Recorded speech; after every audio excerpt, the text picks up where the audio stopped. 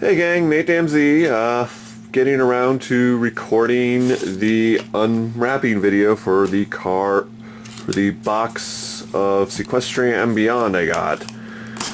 Now again, I know this doesn't look like a booster box, but, you know, there are the packs. And I don't know exactly what Interplay's relationship is with pack breakers. I mean, for all I know, it's like a little company they own just to sell stuff for them at conventions. But yeah, and if you saw my other video, you know this isn't the only thing they don't have that's in like the pretty presentation wrapping that they would have at a store or something. It's just in a cardboard box. But in any case, that's not what I want to do with this video. This is going to be the video where I tell my BronyCon stories that don't have to do with the CCG. I'm going to And okay, another thing of note is my curse of troubled production values, because my tripod has literally fallen apart. This is the piece that holds the camera in place, and while trying to fix it, the screw just vanished. Like, it literally just disappeared as far as I can tell. It probably rolled underneath the couch or something, but here we go. But truly, no YouTube channel in the history of YouTube has had more production trouble than I. But yes, as I was saying, this will be the video where I tell my non-CCG related BronyCon stories. I am going to dedicate an actual episode of the show proper to the CCG stories, because there's at least like 10 minutes of those. And for those of you who follow me on Twitter and so on, but you already have a title card for your next episode. Yep. And I am just going to have to, like, I don't know, commission an artist to maybe draw me a little post-it note with a new number on it. This is just really awkward placement, because I'm in frame, so I'm looking around the viewfinder to get a better actual look at the cards. But from the first pack already, I am very happy with what I see. I got a Maine, I got Brian, I got Gummy, so yay. Oh, this is a super rare? Okay, that's like my one complaint about this set, and I understand there's probably reason for it, but there are no foil cards in this set except for ultra rares, and they only have a foil border. So that's gonna make things really interesting to suss out, because, you know, very first pack, Starlight Glimmer, super rare, but I didn't realize it was a super rare, because it's not sparkly. Anyway, so the big takeaway from BronyCon off the top of my head is this ones that are most interesting story is I got to meet voice actors and writers and get autographs, and it was just so much fun. And yay, I already got 2 mains. Okay, speaking of ultra rares with the sparkly border. Ooh. I met the first cast member I got in line for was actually Michelle Creber,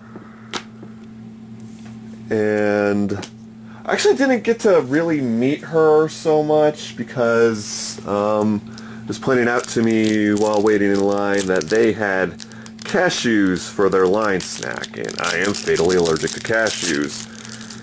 So when I got up to the guy who takes my money and, you know, you tell him what you want, I had to explain that, and everyone was super cool with it. Like, Michelle Creber's mom/manager was, oh, this is my rare already, was in the line, and she was just like aghast. She's like, oh my god, I didn't think of that. I will have to keep that in mind. Oh wow, when they say common, they aren't kidding. This is like my 5th Brian, and I'm already 3 packs in. But, yeah, so yeah, they took my money, and I made sure everybody washed their hands, and, you know, both Michelle and, Black Griffin, I can never remember his actual name. Thank you, mysterious disembodied voice. Ooh, Tempest Shadow Mane. I hope I get at least 3 of the mains for reasons. But yeah, so they all insisted that they hadn't actually eaten any, and as far as I know, my allergy is only a concern if I actually eat cashews and pistachios.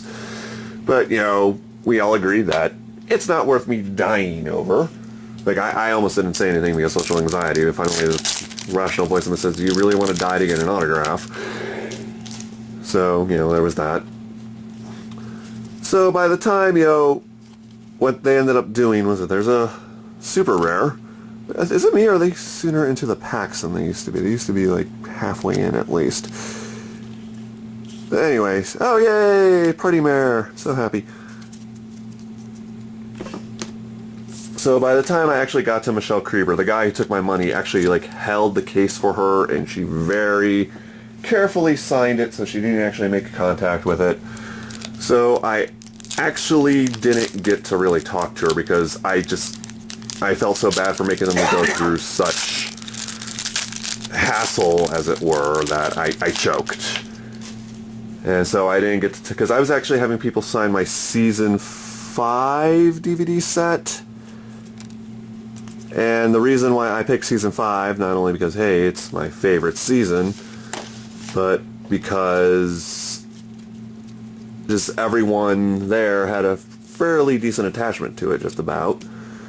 And the big reason I was having Michelle Creber sign it instead of, like, other prominent voice talent that was there was Season 5 has Brotherhood Social, and that episode is basically my relationship with my baby sister. Like, when she was younger, she and I were really close, and then, you know, time goes on, people grow older, she became more close to my other 2 brothers, you know, especially the one who's only 2 years younger than her, when they were still, you know, in grade school and high school when me and my other brother moved out. So it just, you know, it gave me feels, and over the Christmas that year I got to watch it with her, though I don't think she picked up on the significance. So yeah, I wanted to get that signed by Michelle and Peter New, which leads to me and like just another, voice actors are great people. Because I went up to waited in line for Peter New next, and, you know, when I got to him I told him that story. There's my rare. And I just think that got to him, because I swear, you know, he was listening to me, and when he blinked, there was like a little bit of water in his eye, but, you know, maybe that's what blinking does. But he seemed really appreciative that I told him that story, and he said he just had a lot of fun recording that episode. And then it just came this little moment, because while I was waiting in line, I'd seen him hug people, but I'd only seen people who hugged. He only hugged people who paid for a picture, and I was just getting an autograph just to, you know, save what little bit of money for, you know, stuff like this. And so I just blurted out, do hugs cost extra, or hugs extra? Something along those lines. And he just gave me the most priceless look. Like, really, dude? Come on. Yeah, he gave me a hug, and it was a really good hug. Like, there was no awkwardness or hesitance. You know, he hugged me like he meant it, and I thought that was really cool. So yeah, Peter New is best voice actor. No, he's not. Well, they're all best voice actor. But then, who's Princess Celestia? But then I got in line for Ingrid Nilsen, the voice of Mod Pie, Marble Pie, and Limestone Pie. And oh my god, what a freaking sweetheart. And this is one moment where I sort of choked. Because even though there was no recording, I was actually wearing my custom shirt my brother and sister-in-law got me for Christmas with Day Tripper on it. It's the picture I used for my end credits, which I don't think they knew at the time is actually my favorite picture of Day Tripper, aside from the picture my friend drew me just because. So yeah, that, and ooh, hey, shiny border, one of the triple color cards, woo! And then Pirate Fluttershy is my rare. Hey, this guy. Maybe saying that a lot. Seeing him a lot. This is exciting, even if I'm not paying too close attention to the cards this time around, because I read the set once through the wiki, and I know I love it, but I'm just really enjoying telling stories. But anyway, so yeah, waiting for Ingrid Nilsen. I was going to actually just have her, ask her to yell at me in her limestone voice, Day Tripper, stay away from Holder's Boulders. Oh, geez, Queen Novo. Don't know much, but I'm pretty sure she's broken. But, I forgot, because when I actually got up to meet her, and she's just been super happy and super nice to the person in front of me. So when I just got up there, I just said, the more I see you in person, the more I think you should have voiced Pinkie Pie. And she just, went on about how, yeah, she really is a Pinkie Pie in real life, and she has an actual sister that is kind of the opposite of her, and we just made small talk, basically. It was really nice, and she had really nice nails, which I complimented her on, and she signed the intersection of the DVDs where around the episode list where it said Hearthbreakers. Yeah, she was sweet as can be. Then I went to the other side to meet up with Blackbird, my roommate, host Pony Talk, and, totally not the disembodied voice over there. And the friend we'd met up with, Blackbird's friend at first, but, Mr. Left Turn.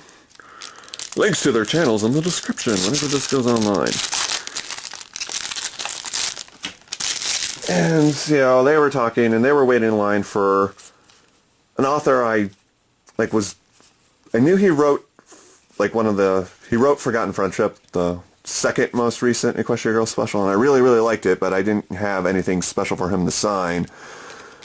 But while, talking with Blackbird and Lefty, they were like, oh, but he also wrote, Dungeons and Discords. I was like, oh, I love Dungeons and Discords. And the Saddle Roll Review was like, oh, that's the one with the J. Jonah Jameson pony. So, I got in line for him, which was unexpected, because I only, budgeted for 5 autographs at that session, so, but yeah, I got his autograph, and I'm just talking his ear off. It's just talking about how much I loved everything I've seen of his that he's written, at least I'm pretty sure. And he was just beaming the whole time, to the point where, I had to actually have him sign one of the prints he had at his table, because, like I said, I didn't have, season 6 or anything with me. But he just wrote, Nate, you are magic. Which seems sincere, because he just seemed so happy I was basically just talking about how much I loved his work. So I can't imagine why these creators love going to these conventions. It just doesn't make any sense to me. But, so yeah, that was really cool. But yeah, I think it was around then that I was like, well, now I gotta go to the ATM and get more money, because there was 2 more autographs at that session I wanted to get.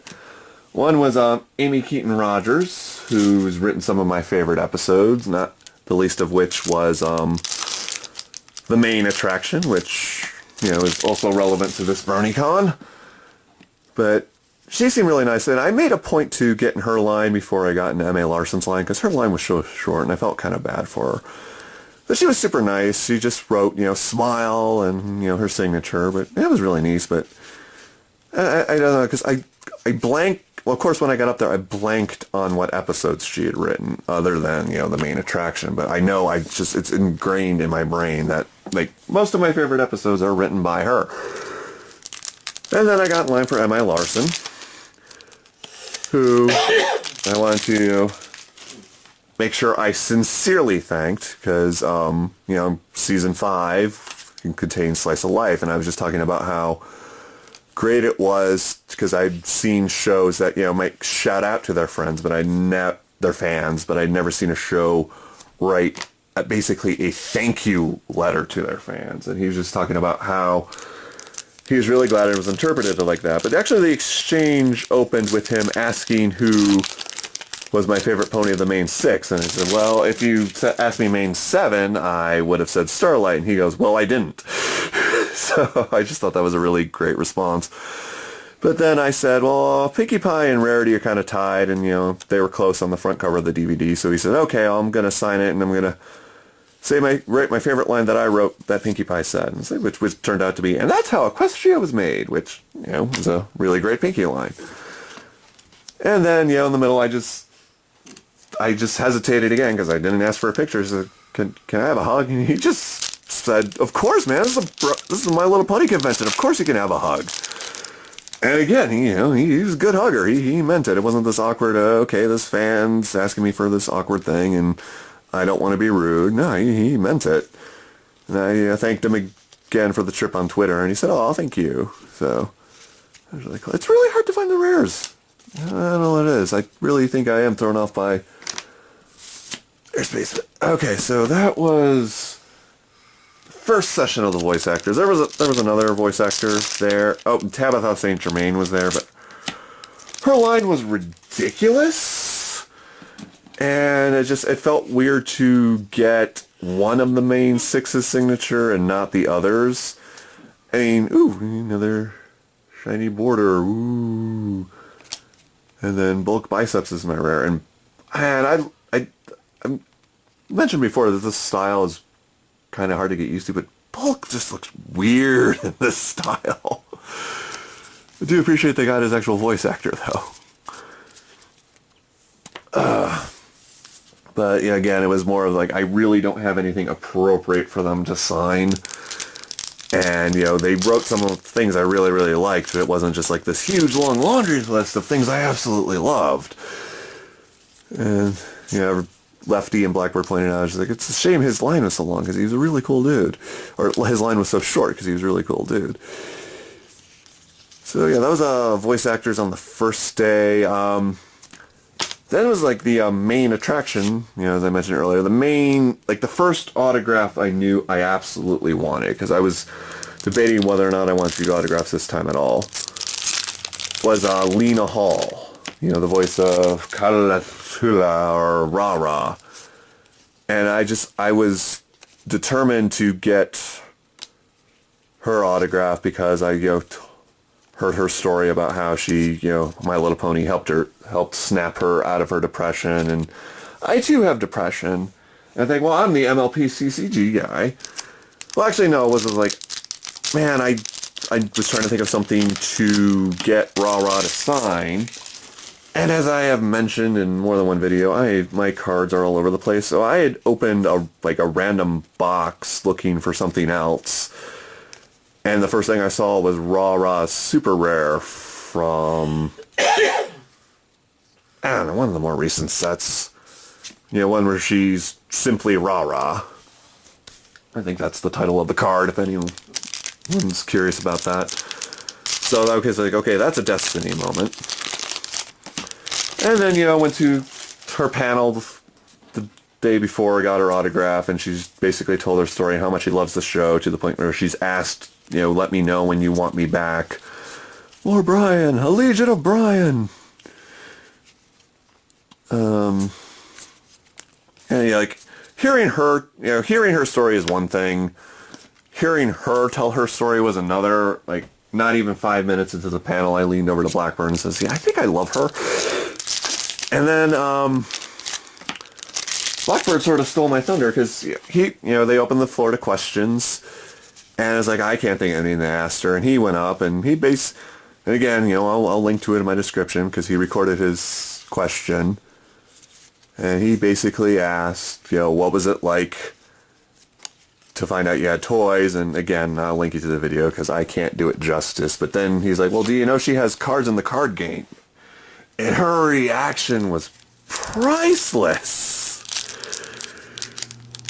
So, and it wasn't long after that, you know, they drew the panel to a close, and I was originally planning to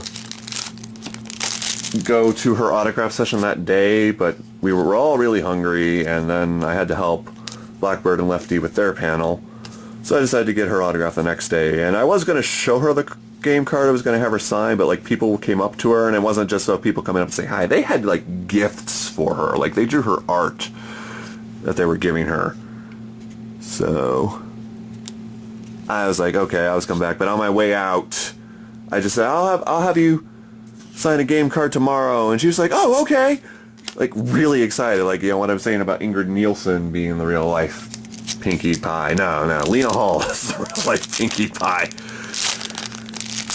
And yeah, flash forward to the autograph session. We got there super early. We're, you know, doing the con stereotype of hanging out in line for almost 2 hours. I don't think we were there quite 2 hours.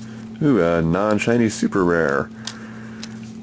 I probably missed a whole bunch of super rares because I am so trained to look for foil and sparklies at this point.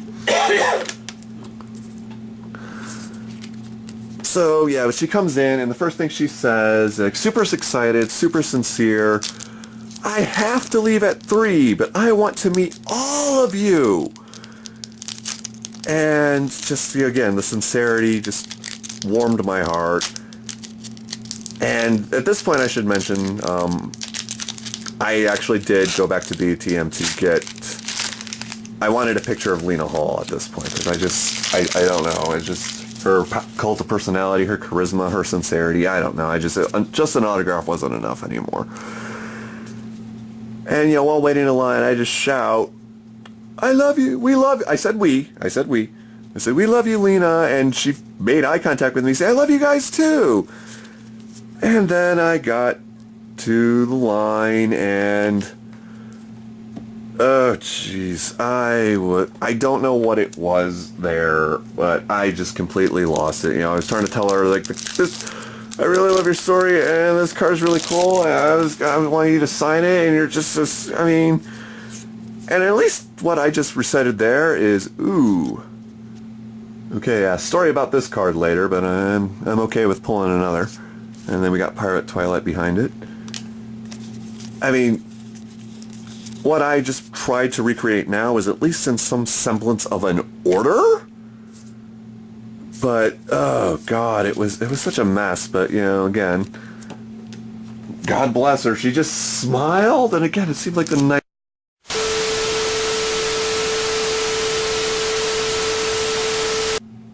Okay, so this time I knocked the camera from the tripod and I didn't catch it in time, and when I turned it back on, it said I had to recover the data, so I hope it recovered the data. Anyway, but yeah, Lena Hall is sweet as can be. I almost asked for a hug, but I just thought that would be weird, and, you know, part of the reason why I was so nervous is I didn't want to talk her ear off for 20 minutes and, like, make someone else miss getting their autograph. I think that was a large part of it. And that was another thing, is I did keep trying to meet up with Michelle Creber so I could tell her my story, because, you know, I saw how much Peter New seemed to like hearing it. It never worked out. Like, there was always too many people, or I was just too freaking tired. Yeah, I could always tweet her. She's actually very responsive to tweets, especially now that she's back this very day. Oh, man, I really hope the data recovers so there's context. So yeah, those are basically my celebrity encounters. I did go to a couple of panels. Like, one was like how to help your YouTube channel, one was to, you know, creativity. But I'll talk more at length of those, because those more directly relate to the show proper. So I wouldn't have an issue including them there. But yeah, that was the celebrity stories. I met a lot of really cool people. One or two you will be hearing about great length in the episode proper.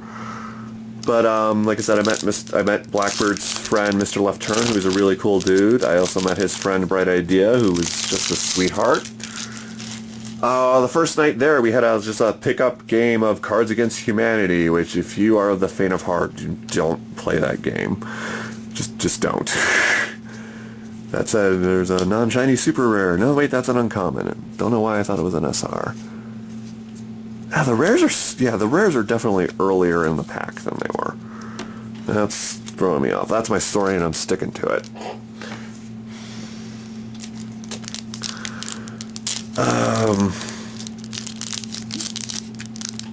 Jeez, I knew this was going to happen. I had all these great con stories that I was saving for this video, and aside from the celebrities, I am now drawing a blank.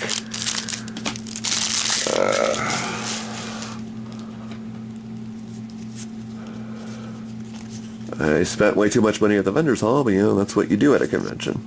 I mean, really, why else are you going to a convention?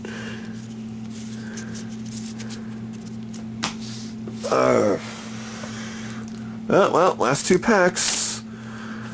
So these are, granted, these are the different order. So talk about the M.A. Larson panel. Oh, okay, yeah, I can talk about the M.A. Larson panel. M.A. Larson had a panel, and what he decided to... I mean, when I was waiting in line for his autograph, he mentioned what he was thinking of doing is doing like a reading or a review of a script, the one script he wrote that wasn't turned into an episode. And I don't think he heard me, but I shouted, "Please do!" And that's what he ended up doing. And it was a really great panel. The episode he wrote was called The Rainbow Confession. And it's basically, while, you know, that episode itself wasn't made, the basic plot and a lot of it was turned into Rarity Investigates, which is an amazing episode. And a lot of the buzz I heard from the con after that was like, okay, Rarity Investigates was great, but that script was better. And I'm more of like, they needed to do a mix and match, because what really makes Rarity Investigates for me is her fangirling out about her Shadow Spade, the Shadow Spade character in the noir segments. But what we got in the Rainbow Confession was a much better crime. Like, the setup was better, you more believed Rainbow was likely to do it. So I really think they should have combined the two. Anyway, so bonus round, I suppose. Those of you tried to see the video I shot in the hotel room where I could not keep the camera on the shot at all. Yeah, I mentioned I'm not excited about opening these Candlelight Nights packs. Well, figured why not? They might have something I need or something neat. Let's open them on camera in case I needed more time to talk about stuff. But, like I said, drawing blanks. And yeah, nothing too terribly interesting. Yeah, see, this is like halfway through, more than halfway through, and there's the rare. They moved them. It's a conspiracy, it tells you. You can't tell that. Yeah, that's why I don't want to rag on the set, because, you know, this Earth Pony Royal Guard. You know, I'm not going to go into the game text here, mostly, because I'm just worried about this going too long. You know, one of the camera incidents, running out of space, you name it. But I have, my brain is telling me that's a good card. This Luna card is at the very least a fun card. You know, Biff Pow, that's useful. So yeah, I do feel bad, like, when it comes off cards, like, why do you hate Candlelight Nights so much? Because I don't. I mean, there's not, oh yeah, I mean, okay, this card, I use this card all the time. So it's just, oh wait, we got a Sparkly, we got Granny Smith Jar Judger. Like, okay, this is what I mean, Cider Splash. And maybe at the time it was really good, but just whenever I talk about it, it's just like, oh, there's so many cards I don't use. It's like, this is the image I see. I can't think of anything wrong with it per se, but I never use it. Oh, and you know, Sunset Shimmer Troublemaker is the rare. So this is an ultra rare. This is a shiny card. That's how I know what to look for.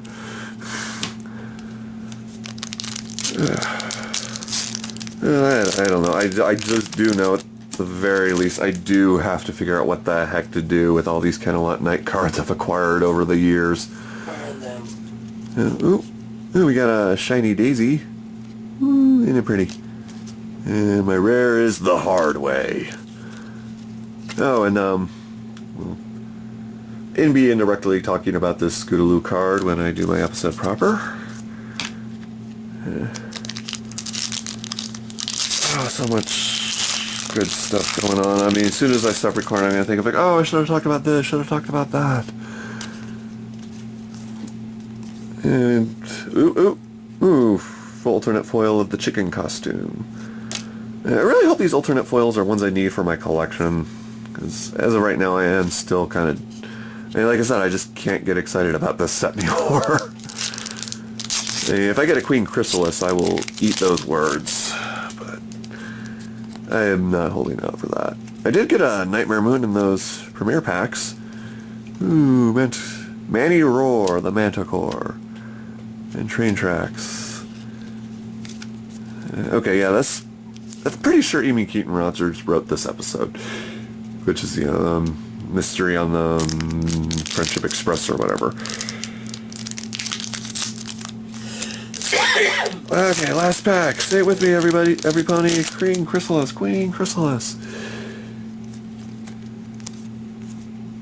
Oh yeah, hairpin turn. Yeah, no one uses hairpin turn.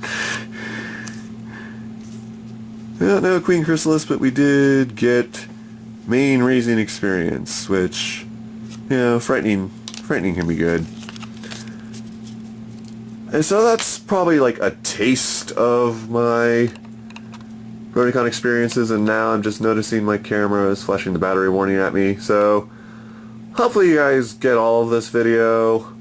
Look for the episode proper to come soon, to where I talk about my MLP CCG specific experiences at BronyCon, including meeting probably the show's biggest fan. Yeah, I have a fan. Weird, right? Anyway, talk to you guys later.